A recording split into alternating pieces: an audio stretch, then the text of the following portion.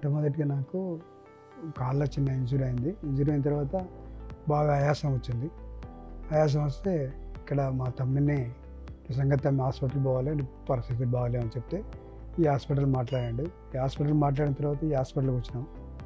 ఈ హాస్పిటల్లో గత వారం రోజుల నుంచి ట్రీట్మెంటు నాకు చాలా మంచిగా జరిగింది. ఇప్పటికీ నేను కోలుకున్నాను.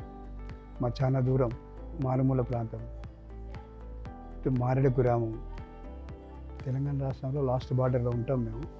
అయినా మాకు ఇక్కడికి వచ్చి ట్రీట్మెంట్ చేయించుకోవాలనే ఆలోచనలు వచ్చినాయి. ఎందుకంటే మెరుగైన ట్రీట్మెంట్ కొరకు ఎంత దూరం అయినా పోయి చేయించుకొచ్చుకోవాలని మా ఆలోచన. మా తమ్ముడు సార్ను పరిచయం చేసిండు. డైరెక్ట్ నాకు ప్రవీణ్ కుమార్ సార్ ట్రీట్మెంట్ చేశాడు.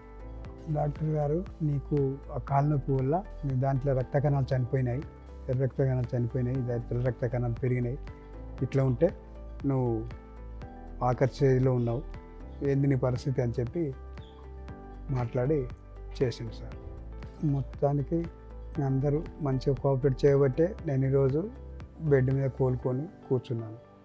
ట్రీట్మెంట్ చాలా మంచిగా అనిపించింది. సారు ట్రీట్మెంట్ వల్ల ఎలాంటి రోగమైనా అవలీలగా నయమైపోతుంది.